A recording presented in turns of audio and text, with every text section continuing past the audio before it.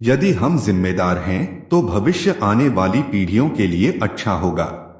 भारतीय नागरिक सुरक्षा संहिता BNSS 2023 अध्याय 22 सारांश परीक्षण धारा 266 से 271। भारतीय नागरिक सुरक्षा संहिता BNSS 2023 का अध्याय 22 सारांश परीक्षण आयोजित करने के लिए एक सुव्यवस्थित प्रक्रिया प्रदान करता है। सारांश परीक्षण छोटे अपराधों से जुड़े मामलों के त्वरित और कुशल समाधान के लिए डिजाइन किए गए हैं। धारा 266 से 271 उन शर्तों का विवरण देती है जिनके तहत सारांश परीक्षण आयोजित किए जा सकते हैं। प्रक्रियात्मक आवश्यकताएं और सजा पर सीमाएं। इस अध्याय का उद्देश्य कम गंभीर अपराधों के लिए न्यायिक प्रक्रिया में तेजी लाना, अदालतों पर बोझ कम करना और त्वरित न्याय प्रदान करना है। धारा 266 संक्षेप में प्रयास करने की शक्ति। धारा 266 कुछ मजिस्ट्रेटों को निर्दिष्ट अपराधों के लिए सारांश परीक्षण करने का अधिकार देती है। प्रमुख बिंदु: योग्य मजिस्ट्रेट, प्रथम श्रेणी के न्यायिक मजिस्ट्रेट और मेट्रोपॉलिटन मजिस्ट्रेट सारांश परीक्षण करने के लिए अधिकृत हैं। योग्य अपराध: इसमें छोटे अपराध शामिल हैं,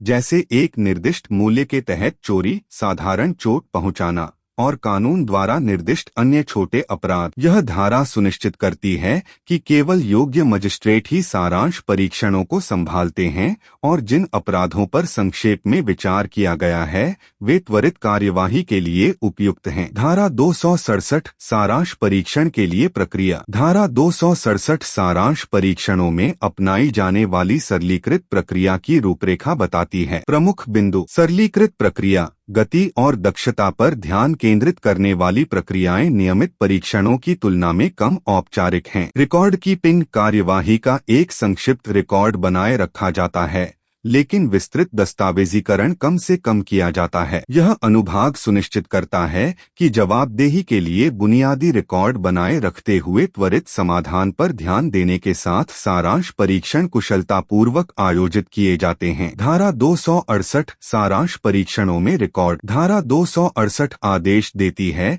कि मजिस्ट्रेट सारांश मुकदमे का एक संक्षिप्त रिकॉर्ड रखे, जिसमें आरोप का सार, अभियुक्त की दलील, निष्कर्ष और सजा, यदि कोई हो, शामिल है। प्रमुख बिंदु: आवश्यक रिकॉर्ड। एक सारांश रिकॉर्ड में आरोप, दलील और परिणाम जैसे महत्वपूर्ण विवरण शामिल होते हैं। पारदर्शिता: यह सुनिश्चित करता है कि परीक्षण का स्पष्ट यद्यपि संक्षिप्त रिकॉर्ड है। कार्यवाही की त्वरित प्रकृति के बावजूद यह प्रावधान सारांश परीक्षणों में पारदर्शिता और जवाबदेही सुनिश्चित करता है। धारा 269 संक्षेप में विचार किए गए मामलों में निर्णय। धारा 269 निर्दिष्ट करती है कि सारांश परीक्षणों में निर्णय को निर्णय के कारणों को बताते हुए संक्षेप में दर्ज किया जाना चाहिए। प्रमुख बिंदु: संक्षिप्त निर्णय: निर्णय में निष्कर्षों और कारणों को संक्षेप में बताया जाना चाहिए। स्पष्टता: यह सुनिश्चित करता है कि अभियुक्त निर्णय के आधार को समझता है। यह अनुभाग सुनिश्चित करता है कि त्वरित सुनवाई में भी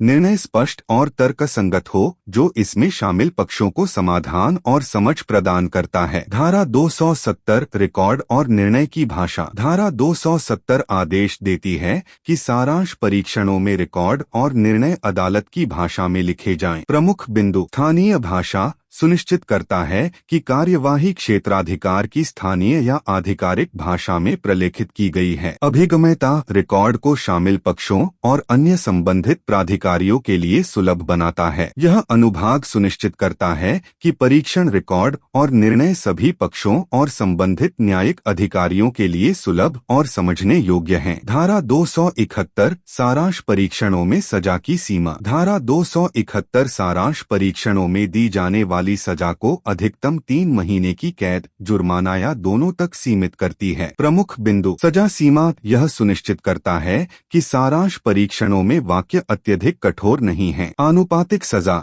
संक्षेप में विचार किए गए अपराधों की छोटी प्रकृति के अनुरूप। यह प्रावधान सुनिश्चित करता है कि सारांश परीक्षणों में सजा अपराध की कम गंभीरता के अनुपात में हो, जिससे त्वरित कार्यवाही में निष्पक्षता बनी रहे। सारांश BNSS 2023 का अध्याय 22 सारांश परीक्षण आयोजित करने के लिए एक सुव्यवस्थित और कुशल ढांचा स्थापित करता है, जिसका उद्देश्य छोटे अपराधों से जुड़े मामलों को तेजी से हल करना है। धारा 266 से 271 के माध्यम से यह योग्य मजिस्ट्रेटों को इन परीक्षणों को संभालने का अधिकार देता है, प्रक्रियात्मक आवश्यकताओं को सरल बनाता है और यह सुनिश्चित करता है कि रिकॉर्ड और निर्णय संक्षिप्त लेकिन स्पष्ट हों। वाक्यों की सीमा निर्धारित करके अध्याय यह सुनिश्चित करता है कि दंड अपराध के अनुपात में रहें। यह अध्याय छोटे मामलों के लिए न्यायपालिका पर बोझ को काफी कम करता है, निष्पक्षता और पारदर्शिता बनाए रखते हुए त्वरित न्याय सुनिश्चित करता है।